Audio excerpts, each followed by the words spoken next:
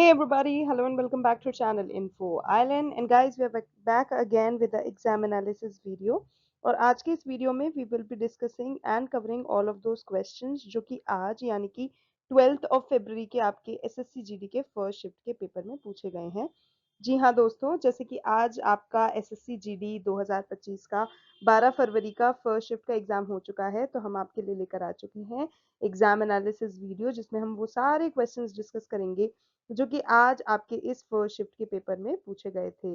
चाहे वो जीके हो, चाहे जीएस हो, चाहे हिंदी हो, चाहे मैथमेटिक्स हो, हम सारे ही क्वेश्चंस आज के इस वीडियो में डिस्कस करेंगे और आपको बताएंगे what was the level, the difficulty level of the question paper today. क्योंकि एज पर द कैंडिडेट्स धीरे धीरे जैसे कि एसएससी जीडी के एग्जाम्स होते जा रहे हैं, जो डिफिकल्टी लेवल है इस एग्जाम का वो धीरे धीरे बढ़ता चला जा रहा है।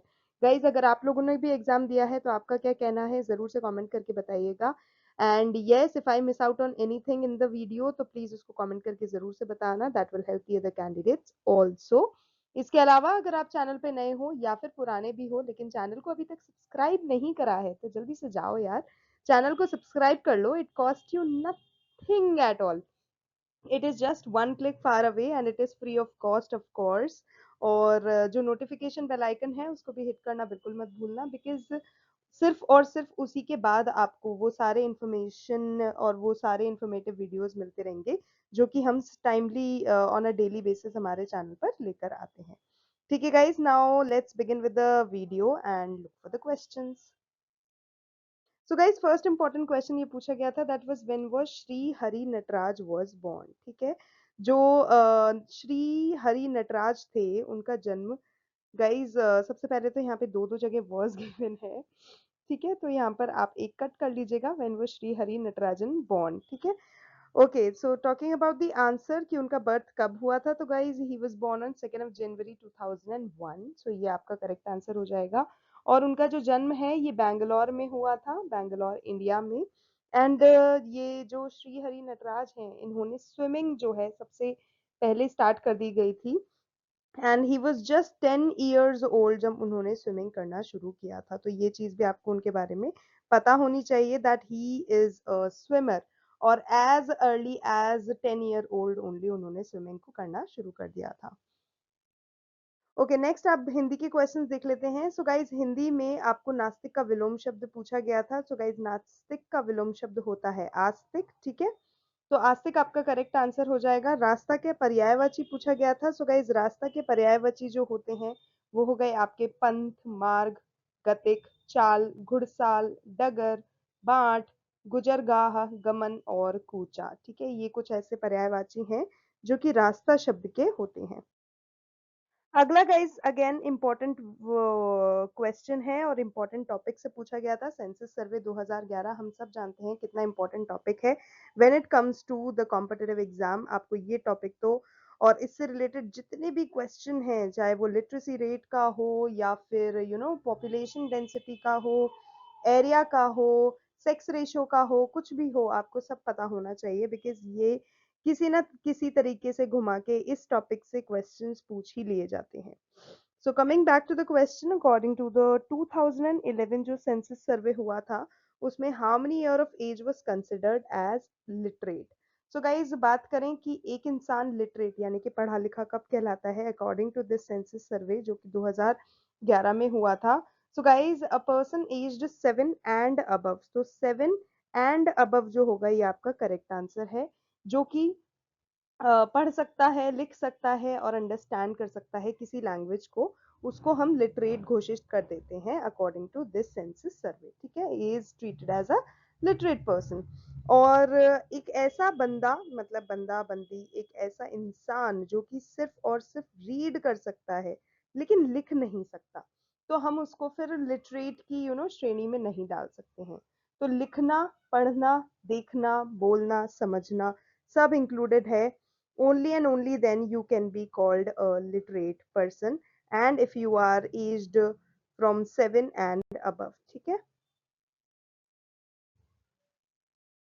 ओके, नेक्स्ट क्वेश्चन गाइस पूछा गया था आपको कि डॉक्टर बी आर अम्बेडकर यानी कि डॉक्टर भीमराव अंबेडकर जो हैं उन्होंने किस असेंबली को एस्टैब्लिश करा था, किस चीज के लिए, in order to eliminate caste discrimination. So guys, ये बात बहुत कॉमन है एंड हर एक बच्चा ये चीज़ जानता है कि when it comes to the talk of caste discrimination को हटाने के लिए किसने सबसे ज़्यादा कॉन्ट्रिब्यूशंस करे हैं।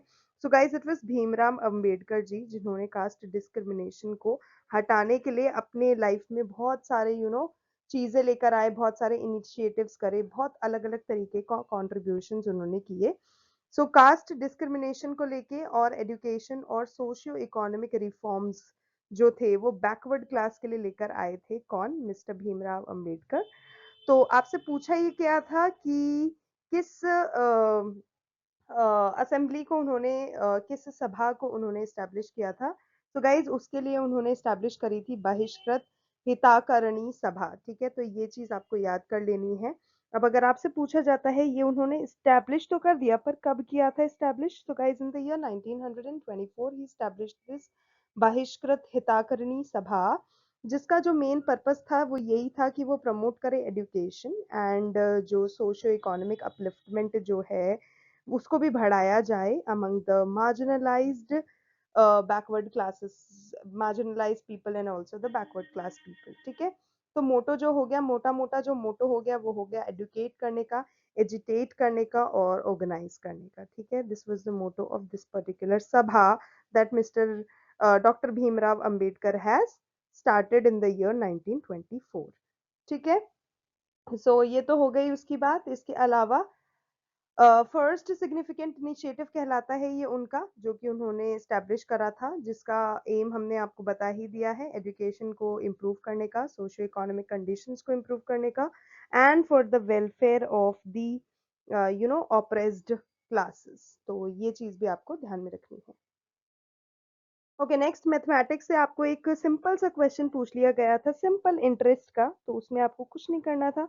उसमें आपको बेसिकली सिंपल इंटरेस्ट कैलकुलेट करना था। ठीक है, सॉरी, आपको प्रिंसिपल अमाउंट कैलकुलेट करना था, जिसमें जो सिंपल इंटरेस्ट है वो 531 गिवन था over 5 years at an annual rate of 9%। ठीक है, तो आपसे पूछा ये गया था कि उसका जो प्रिंसिपल अमाउंट होगा फिर वो क्या होगा। तो कुछ नहीं करना है, सिंपल इंटरेस्ट का बहुत सीधा सा और सिंपल सा फॉर्मूला होता है, वो लगा देना है P R T divide by 100। ठीक है, जिसमें प्रिंसिपल आपको कैलकुलेट करना है, तो पी तो नहीं है आपके पास लेकिन बाकी सारी चीजें गिवन है।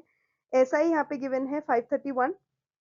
ठीक है, पी आपको आइडेंटिफाई करना है, टी आपको गिवन है टाइम बोले तो 5 years यहाँ पे गिवन है। ठीक है, रेट भी गिवन है जो कि हो गई 9 और फिर उसको आपको डिवाइड कर देना है 100 से। तो इक्वेशन बन गई 531 is equals to P into 5 into 9 divide by 100। So guys जब इसको आप फिर कैलकुलेट करोगे, सिंपल है, कुछ नहीं करना है, डिवीजन कर देना है, मल्टीप्लीकेशन कर देना है। तो जब आप ये करोगे तो you are going to get 1180 as the correct answer. ठीक है, so 1180। Okay, next question, bringing a self reliant economy and rapid development जो था ये किस 5 year प्लान का मेन ऑब्जेक्टिव था। So guys let me not forget and tell you this also कि जो 5 year प्लान है इस बार जीडी में ना अच्छे से टारगेट कर लिया है उनको। मतलब कोई भी ऐसा, आई डोंट रिमेम्बर कोई भी ऐसा 5 year प्लान है जो छूटा हो। ठीक है, सारे ही 5 year प्लान से क्वेश्चंस आ रहे हैं। उनके बीच में जो रोलिंग प्लान्स आए थे, एनुअल प्लान्स आए थे, उनसे भी क्वेश्चंस बन रहे हैं।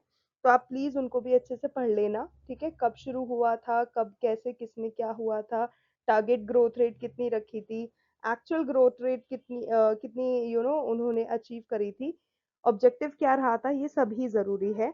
और इससे रिलेटेड भी वीडियो चैनल पे अवेलेबल है, if you want to see that मैं आपको उसका लिंक प्रोवाइड कर दूंगी।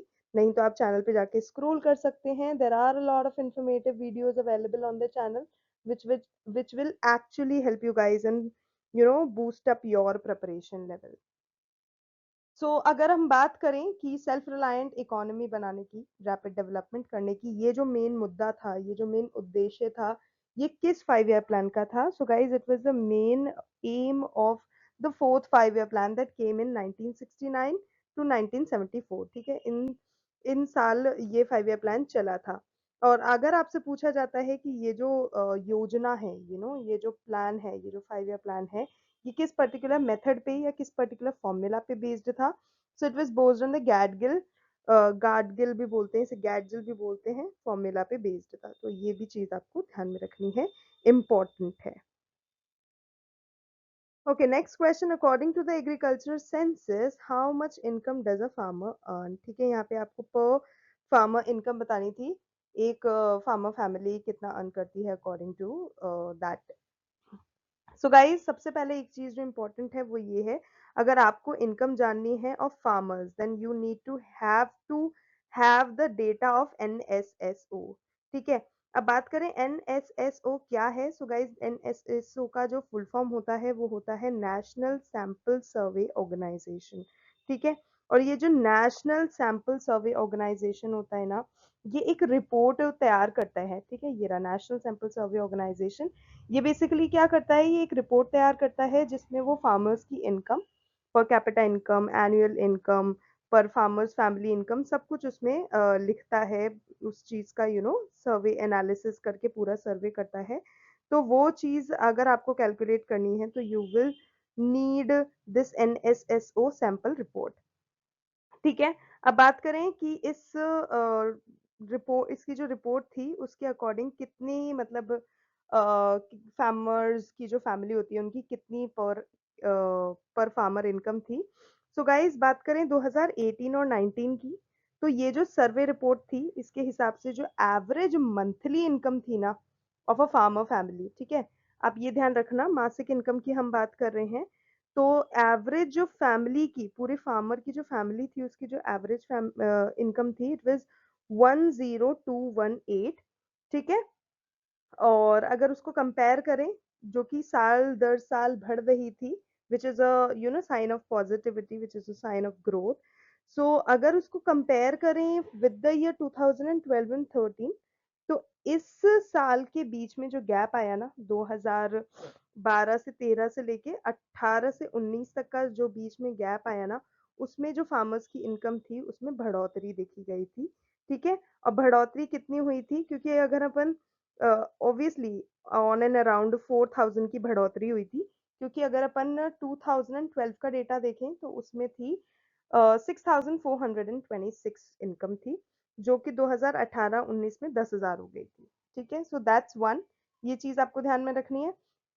सेकेंडली, अगर नाबार्ड की रिपोर्ट देखो तो NABARD is also important role play करता है इन कैलकुलेटिंग फार्मर्स की जो इनकम होती है, which is nothing but national bank for reconstruction and development. ठीक है, तो ये जो नाबार्ड होता है ना, national bank for agriculture and reconstruction development, तो ये जो है इसके हिसाब से, अगर अपन इसकी रिपोर्ट के हिसाब से देखें तो इसकी रिपोर्ट के हिसाब से 2021-22 की जो रिपोर्ट आई थी उसके हिसाब से 13,661 थी इस साल। ठीक है, मासिक इनकम, जो कि 2012-13 की अगेन हम कैलकुलेट करें तो वो वही थी 6426। तो ये चीज भी आपको ध्यान में रखनी है, इम्पोर्टेंट है।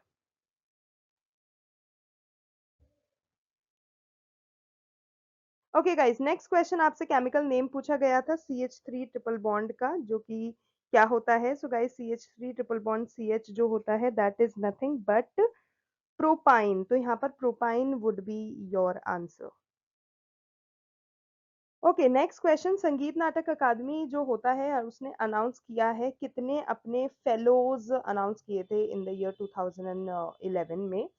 So guys, total 11 eminent personalities जो थी उनको अनाउंस करा था संगीत नाटक अकादमी ने 2011 में। ठीक है, और ये जो 11 एमिनेंट पर्सनालिटीज हैं they actually were conferred with academy fellowship, and 36 artist ऐसे थे जिनको अकादमी अवार्ड्स मिले थे उस साल, और जिनको इस हाईएस्ट ऑनर ऑफ अकादमी से कन्फर्ड किया गया था, उनको 3-3 लाख ईच rupees given थे, besides an angavastram and tamrapatra. ठीक है, एक अंगवस्त्रम भी मिला था which is something that you carry like shawl और समथिंग, और तामपत्र भी मिला था। उसके अलावा every awardee received a cash prize of ₹3 lakhs।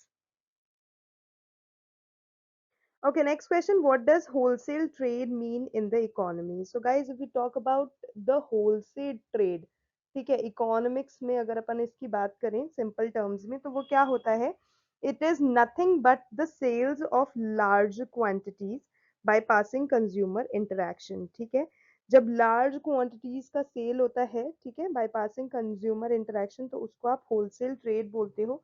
उसमें रिटेल आप मतलब रिटेल नहीं कर रहे हो, you are not dealing with the consumers individually, but you are doing that on a wholesale basis.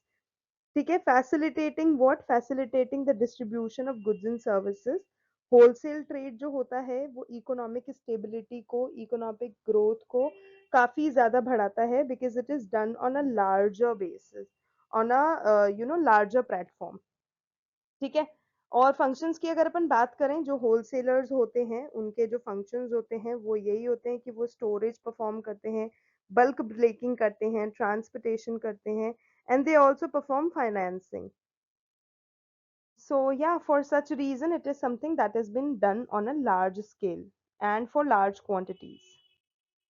Okay, next question. Which neighboring country of India has the lowest infant mortality rate? Guys, इसके दो correct answers हो सकते हैं. If Sri Lanka is given in the option, तो श्रीलंका भी सही है. But there are possibilities. कभी कभी श्रीलंका नहीं दिया होता है. ठीक है, तो जो नेपाल है ना वो भी सही इसका आंसर होगा. So because this time options में नेपाल गिवन था, so Nepal is the correct answer.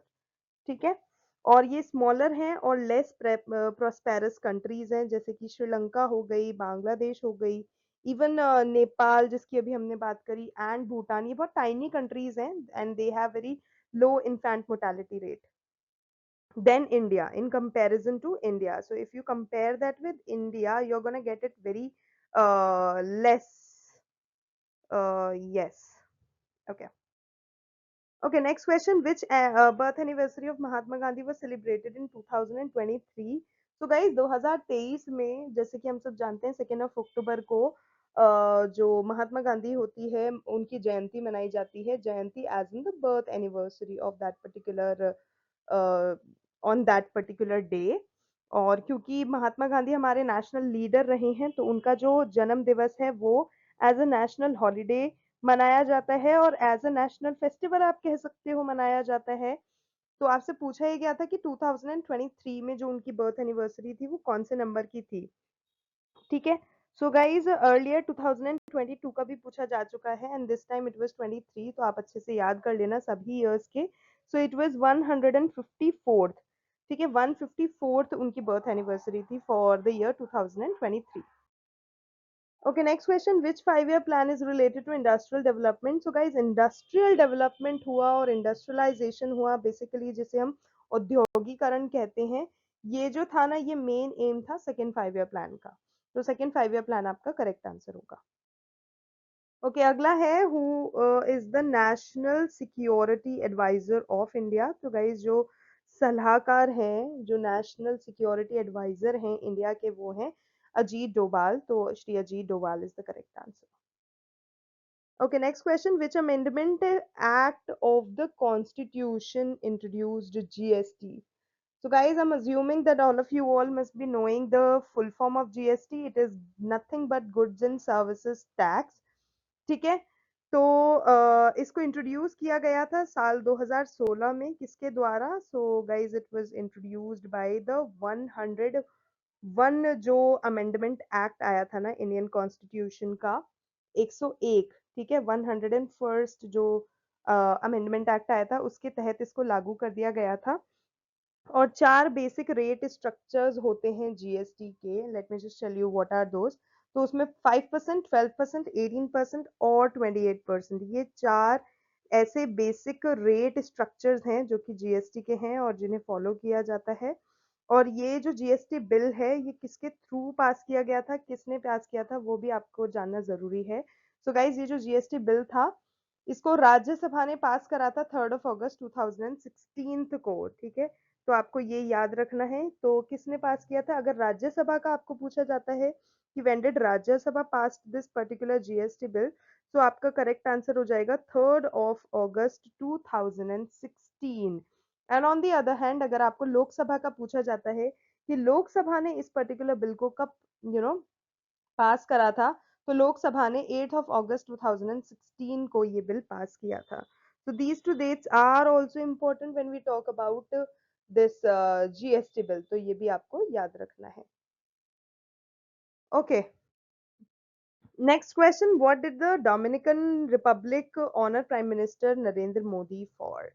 So guys, recently Narendra Modi यानी कि जो हमारे इंडियन प्राइम मिनिस्टर हैं उनको डोमिनिकन रिपब्लिक के द्वारा एक अवार्ड के साथ सम्मानित किया गया था एंड पूछा ये है आपसे कि उन्होंने ऐसा क्या किया था उसके लिए उनको ये ऑनर से सम्मानित किया गया। सो बेसिकली जो प्राइम मिनिस्टर नरेंद्र मोदी हैं he was awarded Dominica's highest honour. अब उस ऑनर की बात करें, so it is known as Dominica award of honour.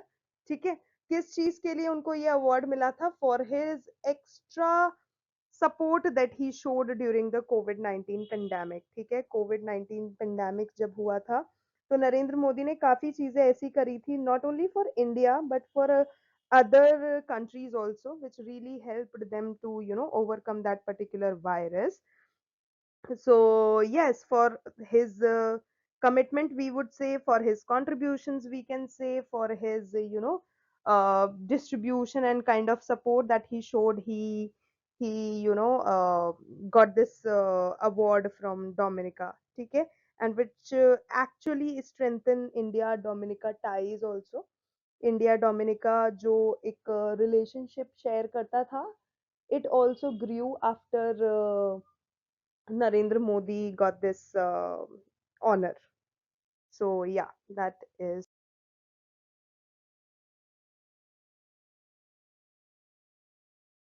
okay guys. Next question आपको पूछा गया था that who was the first chairman of BCCI. So guys, before getting into the adhyaksh thing and the chairman thing, let me just tell you the full form of BCCI first. So it is the Board of Control for Cricket in India. Okay, so this is BCCI, and if we talk about that, who was the first chairman of this particular board? So guys, it was Raymond Eustace, जिसको RE short में बोल देते हैं, Grant Govan. So ये particular जो इंसान है, he was the very first you can say chairman of BCCI. उन्होंने अध्यक्षता निभाई थी of being the head, being the chairman of this particular board. और उन्होंने ये अपनी पोजीशन कब हेल्ड करी थी? सो इनकी ये जो पोजीशन थी, he held this position in 1928. So yeah, that's about it. Okay guys, so the next question was like थोड़ा कंफ्यूजिंग था बच्चों के लिए। उनके लिए ये था कि भाई कौन सा क्या है, कौन सा कम्युनिटी है, क्योंकि दो दो कम्युनिटी का उनको पता था। सो या late me just clarify that for you. तो लाडो लाली लोक कला जो है ये किस ट्राइबल कम्युनिटी के से परफॉर्म की जाती है, ये आपसे पूछा गया था। तो गाइज इसका जो करेक्ट आंसर होना है वो होना है संताली कम्युनिटी, जो बेसिकली संताली जनजाति है, वो इस कला को आप कह सकते हैं लोक कला को परफॉर्म करती है।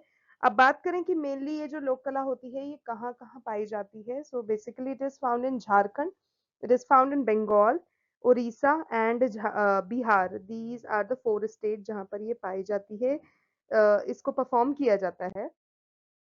एंड अपार्ट फ्रॉम दिस, अगर लाडो लाली डांस की बात होती है, ठीक है, लाडो ये लोक कला की हम बात नहीं कर रहे हैं, लाडो लाली डांस की बात कर रहे हैं। तो जो लाडो लाली डांस फॉर्म है वो जो मेनली है वो आपकी करी जाती है कहाँ पर? वो करी जाती है मुरिया कम्युनिटी के द्वारा। और दोनों ही मतलब आदमी भी और औरतें भी इस पर्टिकुलर डांस फॉर्म को करते हैं and they actually celebrate this dance form in these four states. और जो म्यूजिक होता है उसका भी काफी बड़ा रोल होता है इस डांस फॉर्म में। सो या दैट्स अबाउट इट।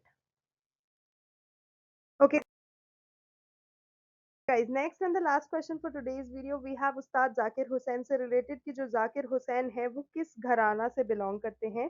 तो गाइस जाकिर हुसैन जो है he basically is related to the Punjab घराना। तो पंजाब घराना आपका करेक्ट आंसर हो जाएगा। इसके अलावा कुछ इंपॉर्टेंट इन्फॉर्मेशन जो कि आपको जाकिर खान से रिलेटेड पता होनी चाहिए, which can be asked in your question कि उनको किन किन पुरस्कारों से सम्मानित किया गया है। ठीक है, सो जाकिर हुसैन जो है वो इस यू नो कुछ ऐसे उपाधियों से उनको नवाजा गया है, सम्मानित किया गया है, जैसे कि उनको 1988 में पद्मश्री से नवाजा गया, 2002 में उनको पद्म भूषण से सम्मानित किया गया, 2023 में ठीक है उनको पद्म विभूषण से सम्मानित किया गया। एंड इसके अलावा एट लास्ट 1990 और 2018 में भी उनको दो अवार्ड मिले थे। सो 2018 में तो उनको फेलोशिप अवार्ड दिया था और 1990 में उनको संगीत नाटक अकादमी पुरस्कार से सम्मानित किया गया था। So guys, this was all about his recognition आप कह सकते हैं, और उनके अचीवमेंट्स आप कह सकते हैं, जो उनको जिनसे सम्मानित किया गया था। So that's it guys, those were the very important GK GS Hindi mathematics questions जो कि आज का आपका 12 फरवरी का जो एसएससी जीडी का पेपर हुआ है ना, उसमें पूछे गए थे, उसके फर्स्ट शिफ्ट में पूछे गए थे। If you guys like the video and found it informative, then don't forget to like, share and subscribe to our channel Info Island, because this is the only platform where you're gonna get all the important and informative videos related to all the competitive exam. अगर आपको video अच्छा लगा तो please हमें comment करके बताना if you want the analysis for the other shifts today, then if yes we will come back with the video soon. So आज के लिए गाइस बस इतना ही। Thank you so much for watching, thank you so much for your time, we will see you in our next video. तब तक के लिए a very all the best to all the candidates.